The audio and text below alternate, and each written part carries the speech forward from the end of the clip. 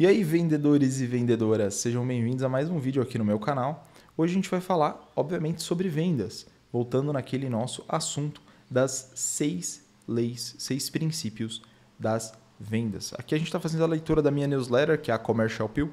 Se você quer receber semanalmente doses de processo comercial na sua caixa de e-mail, você pode se inscrever na newsletter, o link está aqui na descrição do vídeo. E nos vídeos passados a gente falou então sobre a introdução do texto, sobre a primeira lei, seu resultado é a média dos seus dias, os insistentes vencem, e sobre a segunda lei, vender é 100% emocional. Se você tem interesse nesses assuntos e quer se aprofundar, você pode assistir os outros vídeos do meu canal, que você vai com certeza ter uma grande vantagem aí, certo? Você vai conhecer assuntos de vendas e de processo comercial que os seus concorrentes não conhecem. Então, isso vai te dar vantagem na hora de fechar negócios e, obviamente, você vai ver os resultados disso aí no seu bolso, beleza? Agora, a gente vai continuar essa sequência falando da terceira lei e fazer aqui, então, a leitura dessa parte da newsletter. Eu diria que essa lei ela é tão importante quanto as outras duas, talvez mais importante até para a parte de fechamento. Tá? Essa lei diz assim: um cliente não acredita em nada do que o vendedor diz, mas acredita em tudo que ele mesmo diz. E isso é brutal quando você entende. Tá? Então o texto diz assim: é um erro pensar que o papel do vendedor é convencer o cliente. Isso não poderia estar mais errado. Na verdade, o papel do vendedor é fazer com que o cliente se convença. O vendedor age como um facilitador no processo de compra. Então, isso é muito importante. Por quê? Porque isso muda a nossa forma de pensar na função do vendedor. O pessoal acha, né, quando você sai na rua e fala com as pessoas, né, as pessoas acham que vender é empurrar, é apresentar aspectos técnicos do produto, é falar sobre o produto, é mostrar a loja, é, de alguma maneira, tentar oferecer esse serviço ou esse produto de uma forma até amadora, até meio largada. Né? Mas não é isso. O vendedor, o bom vendedor, o cara que entende o processo comercial dessa forma consultiva que a gente ensina aqui, é, na verdade, um sujeito que está preocupado em ouvir atentamente o cliente, entender as suas necessidades, utilizar dos materiais que o próprio cliente dá para guiar o raciocínio dele em direção a uma boa decisão, que geralmente envolve a compra, certo?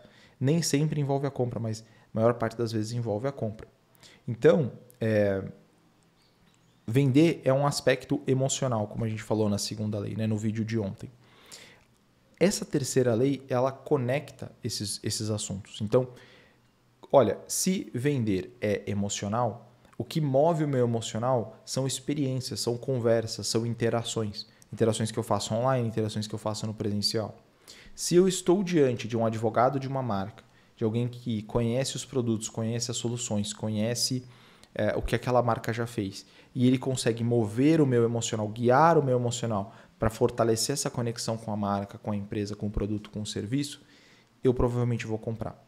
E o vendedor ele tem muito mérito nisso, ao contrário do que muitas pessoas acham, né? Que o vendedor ele só é um guia turístico que vai apresentando a loja, apresentando as coisas. Não é isso. Né? O vendedor, na verdade, ele é um facilitador. Então, seguindo aqui o texto, a gente tem um exemplo. Né? Ao entrar em uma loja e procurar um produto, falamos sempre com um desconhecido. Por que eu deveria confiar em alguém que eu nem sequer sei o nome?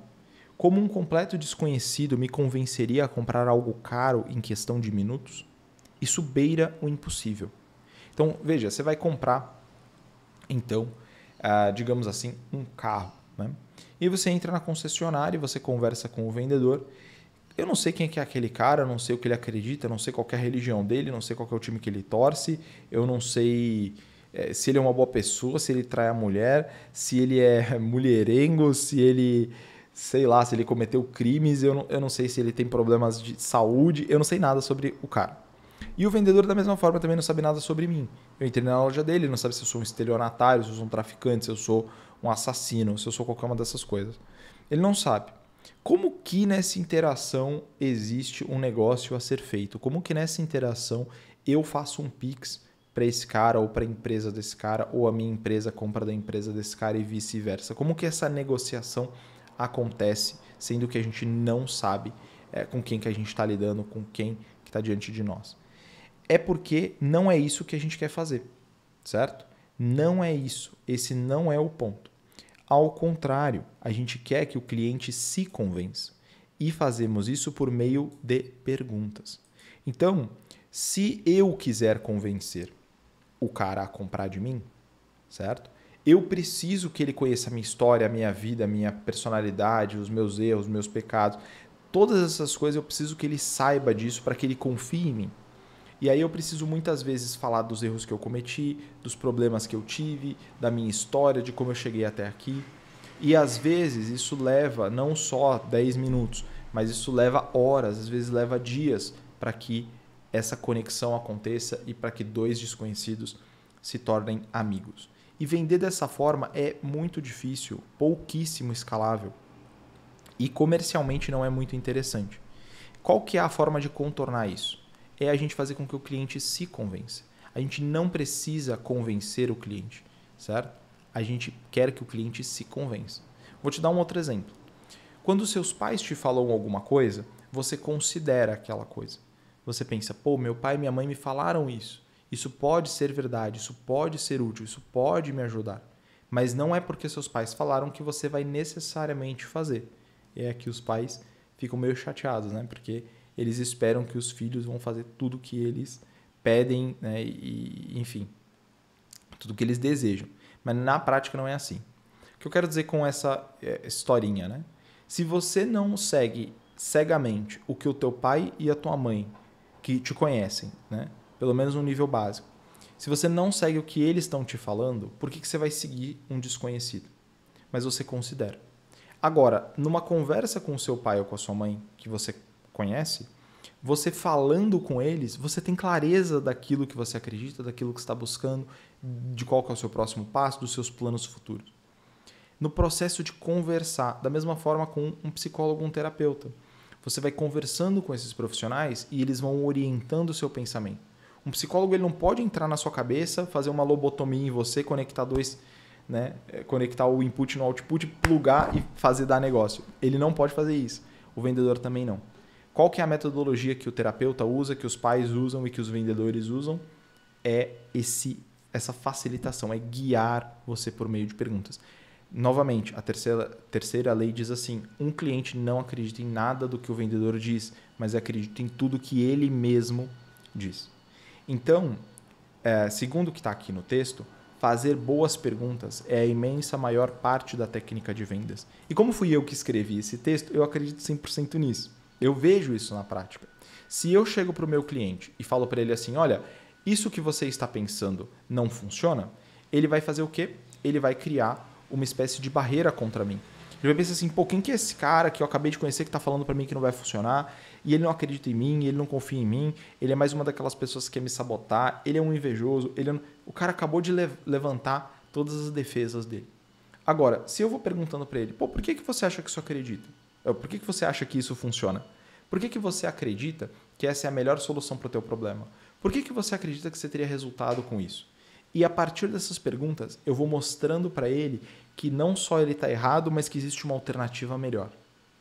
Se eu vou usando as perguntas de forma inteligente, eu vou movendo a consciência do meu lead para ele acreditar na mesma coisa que eu acredito. E a única coisa que eu preciso fazer é boas perguntas.